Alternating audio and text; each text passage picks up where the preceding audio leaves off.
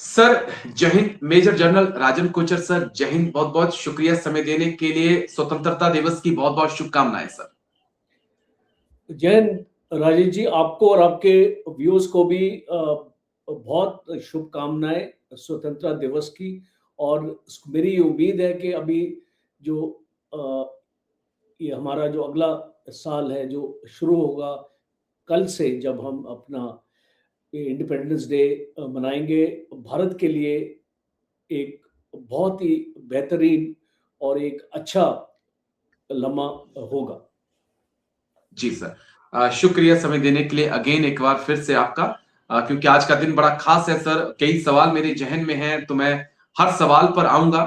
दरअसल बहुत सारे बच्चे जो मुझे देखते हैं, जो आपकी बात सुनते हैं, उनमें से 80% मेरे चैनल पे जो है वो अग्निवीर हैं।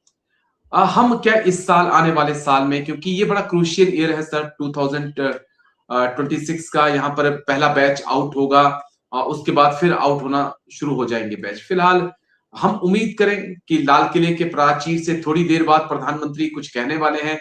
वहां हम उम्मीद करें कि अग्निवीरों को लेकर कोई ऐलान हो सकता है, या हम ये उम्मीद करें कि इस साल में कोई एक चेंज आ सकता है सर। राजीव जी, हमने बहुत प्रोग्राम अग्निवीर पे किए हैं, तो बहुत सारे रिकमेंडेशन गवर्नमेंट को गए हुए हैं, बिकॉज ये अग्निवीर स्कीम टेक ऑफ नहीं कर रही है। जी और जो भी आपके प्रोग्राम में काफ़ी सीनियर ऑफिसर्स भी आप बुलाते हैं, तो वो कुछ और बयान करते हैं, बट मैं तो तथ्य पे बात करूंगा। स्कीम को सबसे पहले इसको लाने की ज़रूरत ही नहीं थी। फौज को उस स्कीम की ज़रूरत ही नहीं थी। अगर आपने ये स्कीम लेके आए हैं कि आपको पेंशन बजट कम करना है, तो वो दूसरी बात है। और जहाँ पे एक फौज की ताकत की बात करते हैं, या मैन पावर रिडक्शन देकर 2-2.5 साल आपने रिक्रूटमेंट करी नहीं, जी तो आपने इसको फौज की एक स्ट्रेंथ आपने तकरीबन 1 से 1.5 लाख आपने स्ट्रेंथ फौज की कम कर दी। अब ये एग्री। अग्निवीर को आप बोलते हैं कि आपने 40,000 से 1 लाख इसको बढ़ा दिया रिक्रूटमेंट इनटेक। वो यू सी ऑल दीज, ये जो स्टॉप गैप अरेंजमेंट मैं बोलता हूँ, ये इसको फायर फाइटिंग अरेंजमेंट मैं बोलता हूँ। जब कोई okay. Scheme well thought of नहीं होती, देखिए एक स्कीम को लाने से पहले सारे मुद्दे उस स्कीम में सोचे जाते हैं। जी और जब वो आप स्कीम अनाउंस कर रहे थे 4 साल पहले, उसी टाइम जब एजिटेशन हुआ, और उसी टाइम 2-3 दिन में आप उसमें चेंजेस लाने लग गए। इसका मतलब कि आपने सोचा ही नहीं कि इस स्कीम को आपने कैसे आगे लेके जाना है। जल्दबाजी में जी आपने इस स्कीम को लेके आए और इसको जबरदस्ती आपने इसको इम्प्लीमेंट किया। तो इसको मैं ये मानता हूँ कि देखिए, गवर्नमेंट आज ऐसी फंस गई है, मुझे इस पॉलिटिकली फंस गई है, बिकॉज ऑपोजिशन ने भी इसके ऊपर काफी इसको हंगामा किया है, तो गवर्नमेंट फंस गई है। और मेरा ये पर्सनल ओपिनियन है कि स्कीम रोल बैक नहीं होगी। ओके। और लेकिन क्या, मैं बीच में टोक रहा हूं क्योंकि आज बहुत ज्यादा लंबा मैं इस पे खींचूंगा नहीं, बस एक बड़ा जहन अहम सवाल की, क्या इस स्कीम से इंडियन आर्मी मजबूत हुई है, या हम ये माने कि कमजोर हुई है, जो हमारी फाइटिंग स्ट्रेंथ है। देखिए, स्कीम के बहुत पहलू हैं। देखिए, डीपली अगर आप जाएं, जी तो इससे फौज को ताकत नहीं मिलती है। बिकॉज फौज को ताकत, आप एक सिंपल, आप भी फौज में रहे, मैं भी फौज में रहा हूं, तो जी फौज को ताकत कैसे मिलती है कि जब आपके जवान, आप उनको रिक्रूट करते हैं। You see any organization, agree. कोई भी ऑर्गेनाइजेशन टेम्पररी रिक्रूटमेंट नहीं करती। जब आप उनको इतनी ट्रेनिंग दे रहे हैं, इतना आपके ये उन पे खर्च कर रहे हैं, और जो आपके आपके उस्ताद हैं, आपके इंस्ट्रक्टर्स हैं, वो आपके ट्रेनिंग, आपकी जो ट्रेनिंग एस्टेब्लिशमेंट्स हैं, उसको वहाँ पे लोगों को ड्रिल, पीटी, तरतीब, इस वेपन ट्रेनिंग और ये सारी चीज़ें आपको सिखा रहे हैं। क्या जी ये इसलिए सिखा रहे हैं कि 4 साल बाद आप कहीं और चले जाएंगे? सी दैट वेरी इथॉस, अगर एक स्कीम को अगर आपको हिट करना है, फौज में अगर आपको भर्ती होना है, तो इसका इसका ये मतलब थोड़ी है कि 4 साल के बाद आप कहीं और चले जाएंगे। Agree. Fauj is not a tour of duty because unfortunately, if you remember, जब God bless his soul general Rawat ने अनाउंस किया था इट्स टूर ऑफ ड्यूटी, और जब इतना बैकलैश हुआ था तो उसको विड्रॉ करना पड़ा वो स्टेटमेंट को। It is not agree. Tour of duty.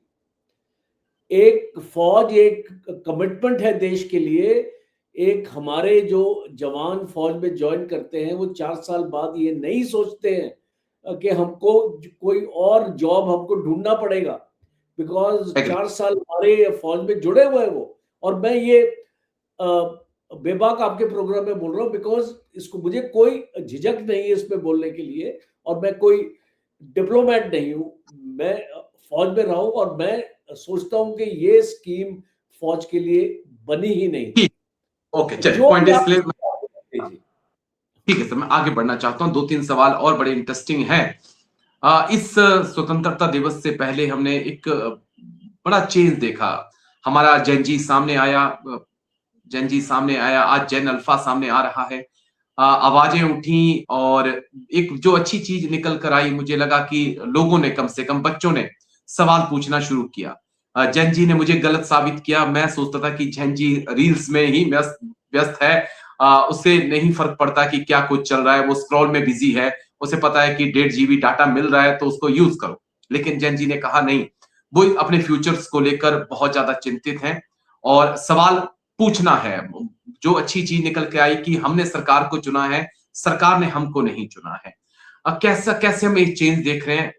जो आज बच्चे सड़कों पे उतर रहे हैं, चाहे सड़क है, चाहे स्कूल है, चाहे एजुकेशन की बात है, चाहे जॉब की बात है, ये चीज देश को चाहिए सर, और यही चीज देश को आगे ले जाएगी, चाहे किसी को अच्छा लगे, चाहे किसी को बुरा लगे। सर, कैसे आप देखते हैं? देखिए राजेश जी, यहाँ पे हमको एक चीज समझनी पड़ेगी। अगर हम अपने यूथ को पहचानते नहीं है, जी, देखिए हम एक डेमोक्रेसी में अगर गवर्नमेंट में आते हैं तो हमको हमारे लोग ही इलेक्ट करते हैं, और बिल्कुल सर। अगर हम लोगों की पल्स नब्ज को नहीं इसको पकड़ पा रहे, इसका मतलब कि लोगों में या इसको अवाम में या जो जिसने आपको उस कुर्सी पे बिठाया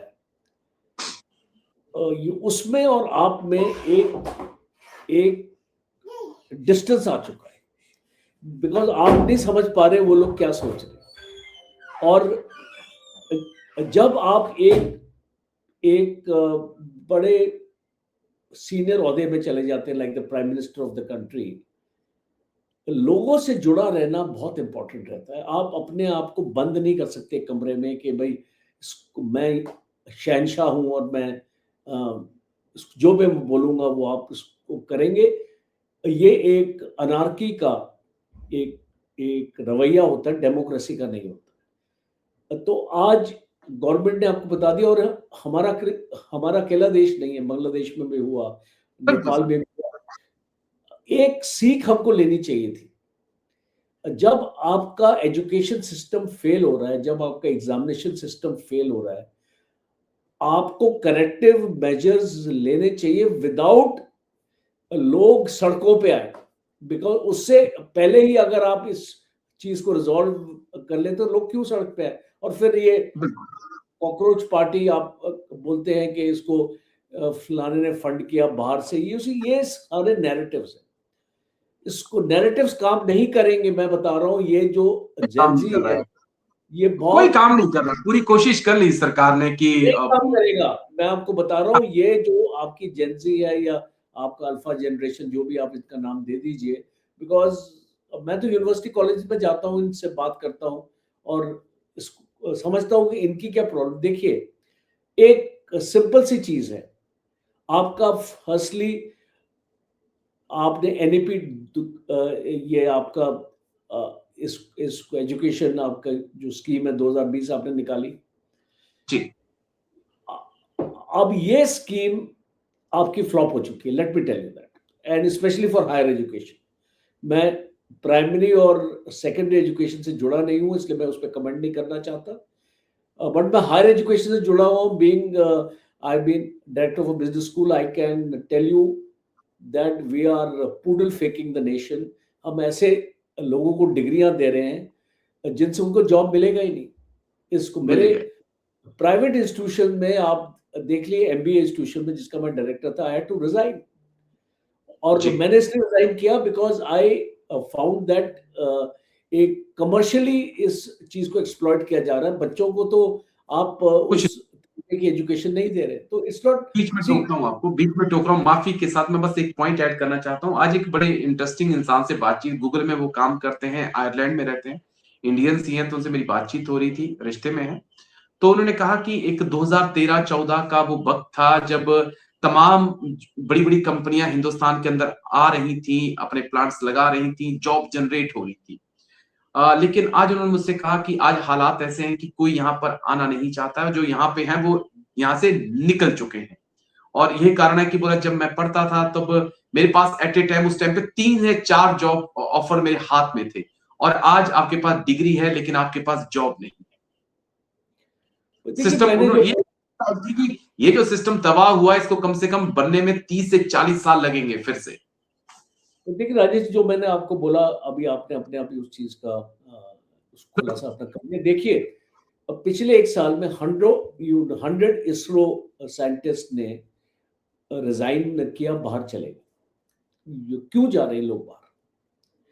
ये जो ब्रेन ड्रेन की हम बात करते थे, हम इतने सालों से बात करते, बिकॉज पहले भी लोग जाते थे बाहर, जी, बिकॉज वो अपॉर्चुनिटीज आप उनको देते नहीं थे। तो आप क्या अपना विकसित भारत कर रहे हैं? तो इसको विकसित भारत तो एक नारा ही रह गया ना, आत्मनिर्भर बिल्कुल। भारत एक नारा ही रह गया। बिकॉज ग्राउंड में आपने सही लोग लगाए नहीं, आपने एक नेशनल टेस्टिंग एजेंसी बना ली जो बिल्कुल करप्ट है। और ये एजिटेशन के बाद आपने तकरीबन 40-45 लोग उस एजेंसी के आइडेंटिफाई किए जो करप्शन में इन्वॉल्व थे, आपने उनको बर्खास्त कर दिया। अब आप मुझे बताइए कि ये जो एजेंसी आपने लगाई, और इतना एक मेडिकल सिस्टम के साथ आपने खिलवाड़ किया। जी, सी एक एक कट ऑफ होता था, इसको 50 परसेंटाइल, इस 50 percentile use to be cut off, आप उसको 7% पे ले आए। अब आप मुझे बताइए कि ऐसे लोग के आप डॉक्टर बनाएंगे जस्ट बिकॉज आप प्राइवेट मेडिकल कॉलेजेस की सीट को भरना चाहते हैं, क्योंकि पॉलिटिशियंस वो चलाते कॉलेजेस को। सी, देश को चलाना कोई मजाक नहीं।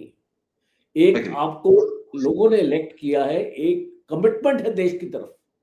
ये जो इसको भक्त वगैरह तो इसको मुझे बोलेंगे कि नहीं सर आप तो कांग्रेस की भाषा बोल।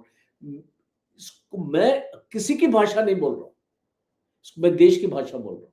और अगर आपके देश के बच्चों के ऊपर अगर आप लाठीचार्ज करेंगे, इस तरीके की करेंगे, तो आप कहाँ लेके जा रहे हैं देश को? You see, it is very unfortunate because criticism is very important in democracy. बिल्कुल जब सर। हम ये इम्प्रूवमेंट की बात करते हैं, आपकी इम्प्रूवमेंट एक ऑर्गेनाइजेशन में कैसे आती है मुझे बताइए? जब आपको कोई बताता है कि ये फलाना चीज को हम इम्प्रूव कर सकते हैं, गलत है, आपको इसको चेंज करने की जरूरत है, आप एक्सेप्ट करते हैं। बट यहाँ पे आप जी, एक्सेप्ट करने के लिए तैयार नहीं। एक एक मिनिस्टर के रेजिग्नेशन के लिए आपने इतना हंगामा कर दिया। You see, agree. मिनिस्टर का रेजिग्नेशन इंपॉर्टेंट नहीं था। जी, एक मिनिस्टर के रेजिग्नेशन से सिस्टम नहीं बदलता, ये बदलेगा।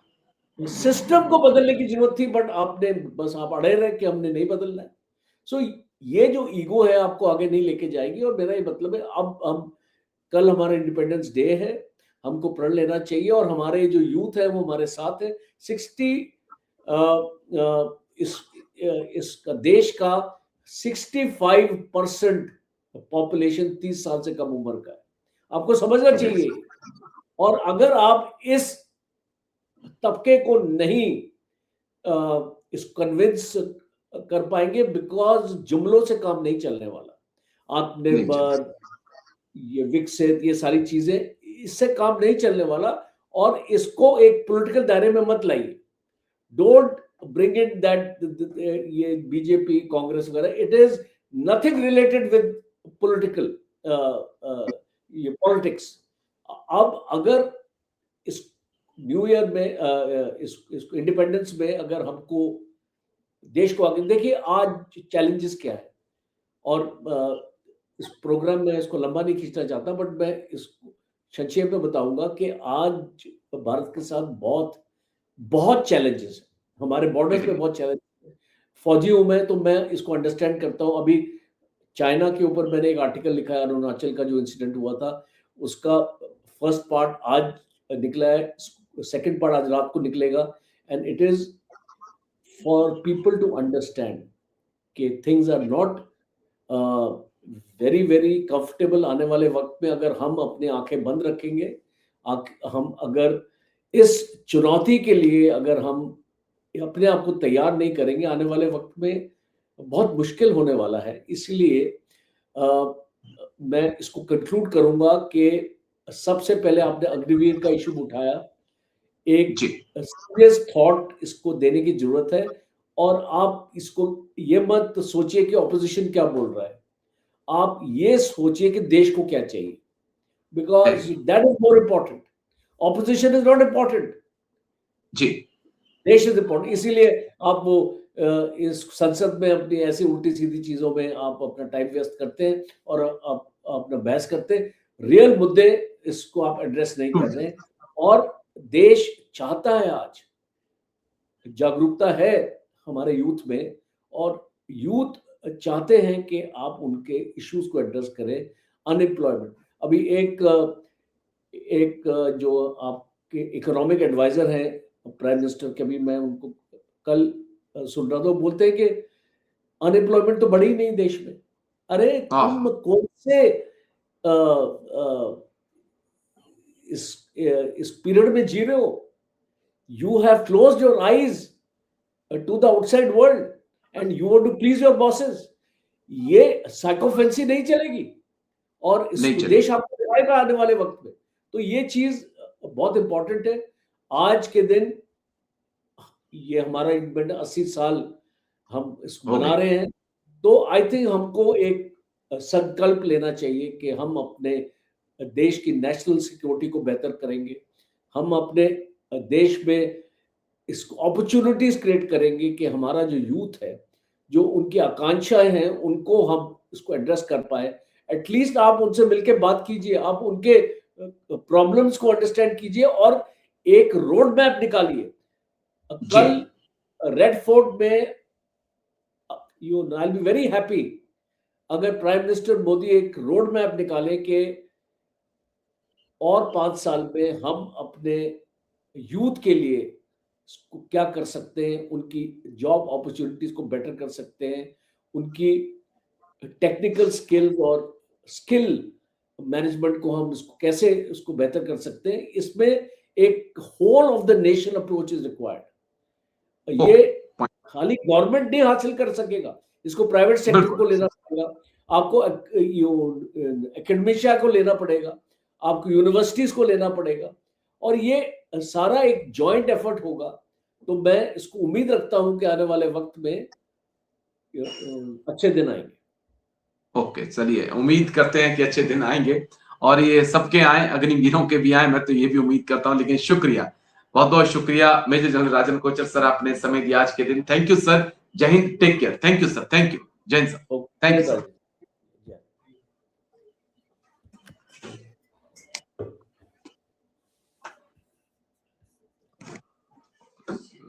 Entry coding,